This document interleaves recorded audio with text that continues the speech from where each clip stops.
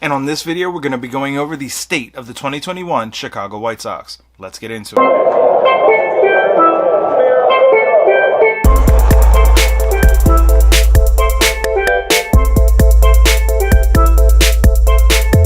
What's going on, baseball fans? Jeremy Laracuente here for the Baseball Banter Broadcast on the Laracuente Ledger Network.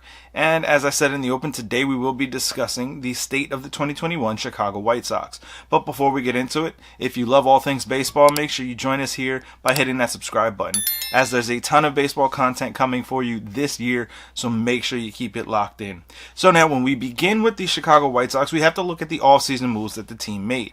Biggest and most notably, in my opinion, is the signing of Liam Hendriks. When you look at what Liam Hendriks is, this is one of the best relief pitchers in the game today, arguably the number one according to MLB Network's The Shredder. What makes this signing so significant is that Hendriks is one of the few players that actually received a multi-year deal this offseason. The White Sox have a very strong team and a very good chance of making the postseason in 2021. What they really needed was a solidified closer at the back end of the bullpen to be able to come in and lock down games, and now they have that in Liam Hendriks. And another move that the White Sox would make this offseason was the re-signing of Carlos Rondon. Now, to me, the signing of Rondon, the re-signing of Rondon, really just goes as a depth piece, as continuing this idea of using a six-man rotation. Rondon would be one of the guys on the back end of that rotation scale.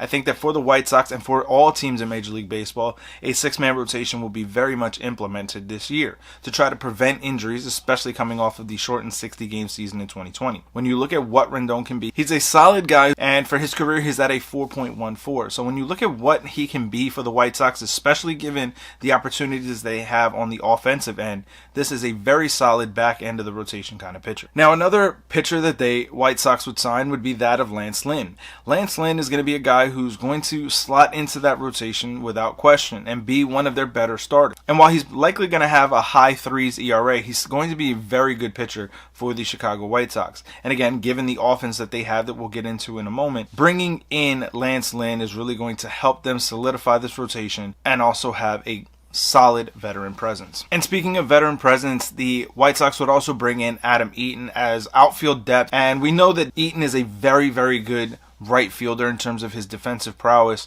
Well, in left and center, it's not quite the same. In center field is definitely not a good spot to have him, but he's a very good backup fourth, fifth outfielder type for the White Sox. So now, as we jump into the state of the rotation here for the Chicago White Sox, this is going to be a very formidable rotation. When you look at what they have with Lucas Giolito, Dallas Keuchel, Lance Lynn, Carlos Rondon, Michael Kopech, Reynaldo Lopez, this is a solid six-man rotation, and I believe that for the White Sox, if they continue and implement this six-man strategy for much of the year, it should help eliminate and alleviate a lot of the stress that would be otherwise put on every one of these single starters. To me, this rotation is what's going to dominate the American League Central Division, and it's the rotation, in my opinion, that is the strongest attribute for the 2021 Chicago White Sox, and that's narrowly beating out a very powerful offense.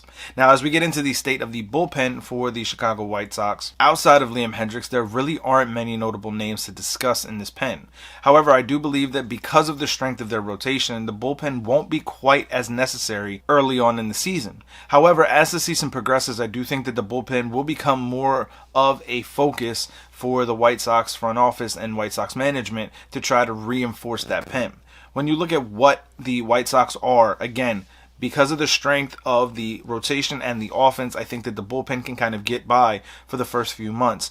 But they are going to need to re-solidify this bullpen in some which way and help out Liam Hendriks. Otherwise, this team may not make the postseason or land as high in the postseason rankings as they otherwise should. Now, as we get into the state of the offense for the Chicago White Sox, this is going to be a very potent lineup. From Jose Abreu to Luis Robert, to Eloy Jimenez, to Yoan Moncada, to Tim Anderson. There's just a lot of firepower in this lineup.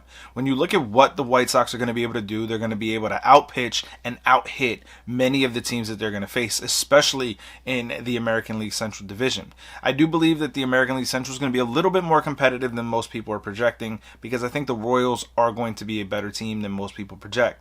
However, the Indians and the Tigers are likely going to be fodder for the White Sox and the Twins in this division. And that offense for the White Sox is going to obliterate some very questionable pitching throughout the American League.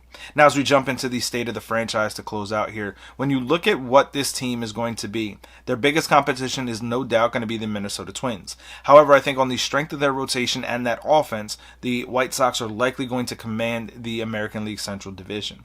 Now, when it comes to the postseason, again, it's going to be the biggest factor of adding bullpen help. Their starting rotation is only going to be able to do but so much against elite hitters in the postseason. So the White Sox are going to need reinforcements in that pen in order to sustain a long-term push in the postseason. But I want to hear from you guys. Let me know your thoughts down in the comment section below. What are your feelings about the Chicago White Sox? Where do they end up in the American League Central, in the American League as a whole, and what will be their best attribute? Is it the rotation, the bullpen, or the offense? Let me know your thoughts on that down in the comment section below, and we'll discuss it further.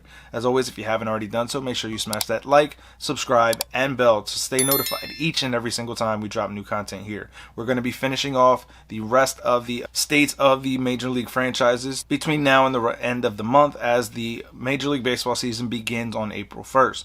So make sure you keep it locked in by hitting that subscribe and that bell to stay notified. And to get the full picture of the Laracuente Ledger Network, make sure you head over to patreon.com, search for the Laracuente Ledger Network, and join us there, as your support allows us to continue bringing this content each and every single week. So I will catch you guys when the latest news, notes, or my personal thoughts, theories, and opinions have to be dropped about the game of Major League Baseball. Peace.